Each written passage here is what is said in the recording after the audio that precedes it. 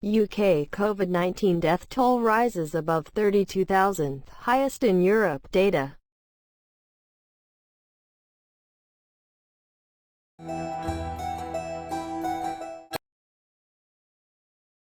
Italy is reopening, but its schools aren't. What's a parent to do? Millions of Italians went back to the office this week, but with schools and daycare closed and grandparents at risk, many feel the coronavirus has upended their futures as working parents.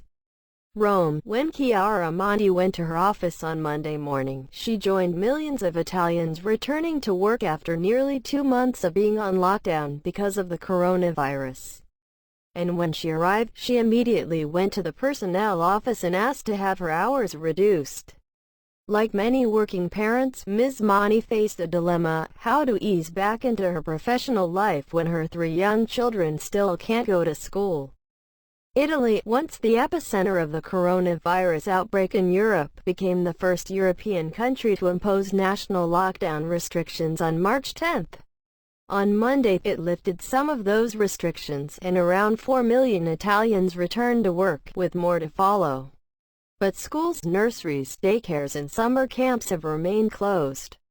Families say the government hasn't done enough to take into account the unique challenges faced by working parents in the pandemic, and that the measures that have been introduced fall short. Many parents, and especially mothers, fear they will be forced to choose between their jobs and their family as the country slowly crawls back to life, and have called on the government to step in and act. Women in Italy say they feel particularly stretched. Across the European Union, the women's employment average is 67%, compared with 54% in Italy. And one study on gender inequality in the country showed that women already shoulder a disproportionate amount of child care duties. Ms. Monti has 3 children, 12, 10 and 3, and works as a textile designer for a home decor company not far from Milan. "I was happy to be back at work, but I am not coming with the same spirit you have when your kids are in school and daycare," she said. With her husband going back to work as well, Ms. Monti said she parked her 2 youngest children with her mother. Even though older people are at a higher risk of developing serious complications from coronavirus infections, her oldest son remained home alone. "Not great choices," she admitted, but her options were limited. The Italian government has issued several measures to assist families juggling work and increased parental responsibilities during the epidemic, including an additional 15 days of annual parental leave and a one-time voucher for €600, about $648, to go toward babysitting. Last week, the government announced it was evaluating a plan to reopen nurseries and daycares by the summer. Schools, however, are only expected to reopen in September. Families are not feeling reassured. "It's a drama, a problem in the problem," said Diana Paloma, the president of the Italian branch of the women's organization Feminine Plurial, a lawyer and a mother of 3 who lives in Florence. Italy already lags behind the rest of Europe in terms of women's employment, Ms. Paloma noted.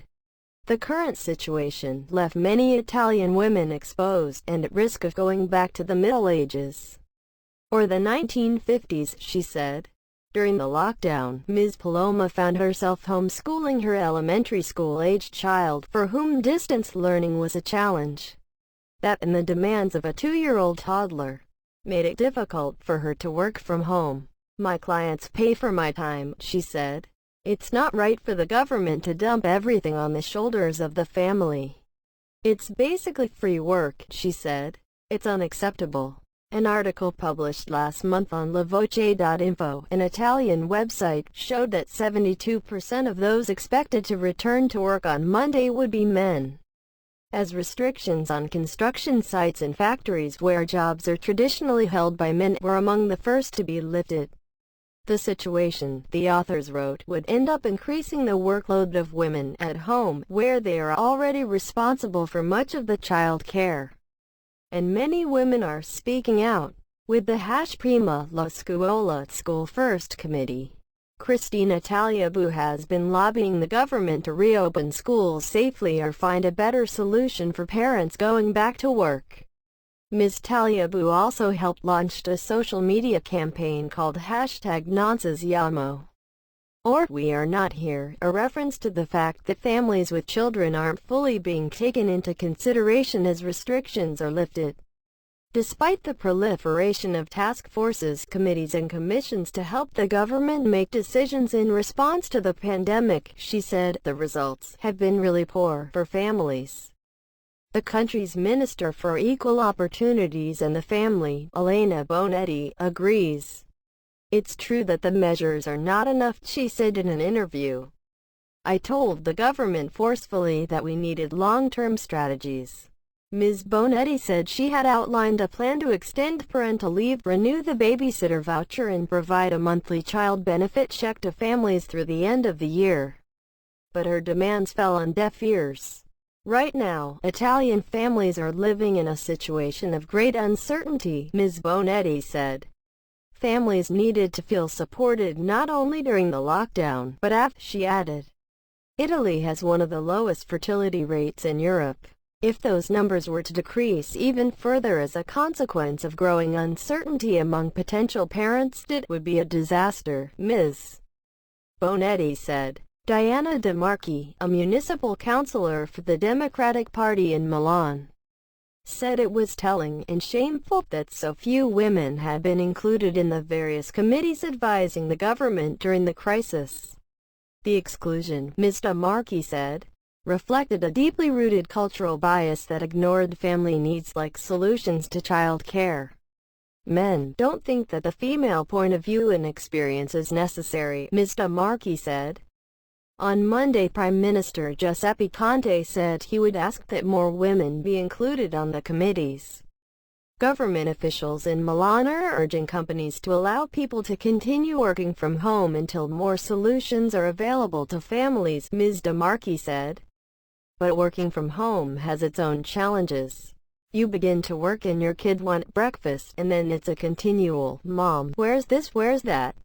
It's been rather difficult, said Alessandra Spada, a single parent of 2 in Cagliari, Sardinia, who returned to work on Monday, leaving her children, 14 and 11, home alone.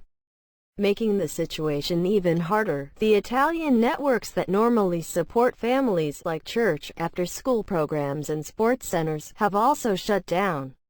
A family like mine doesn't know what to do, said Gigi DiPaolo, a father of 5 children and the president of the Forum of Family Associations, an organization that promotes family issues.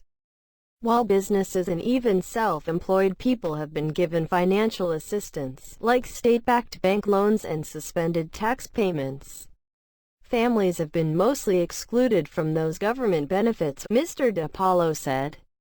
During COVID, the family is helping the state save money by taking over responsibilities like education without getting anything in return, he said. The real problem is that the government's proposals aren't based in reality, Mr. DiPaolo added. They were conceived in government offices, not after listening to families. Mr. DiPaolo's organization organized a flash mob on Sunday when Italian families took to their balconies at 6 p.m. to applaud each other in the absence of recognition and support from the government. I get the feeling that they take for granted that the family will hold up, that families will be able to make it, he said. But many won't, he warned. People are getting poorer, he said. People are getting fed up. Thanks for watching.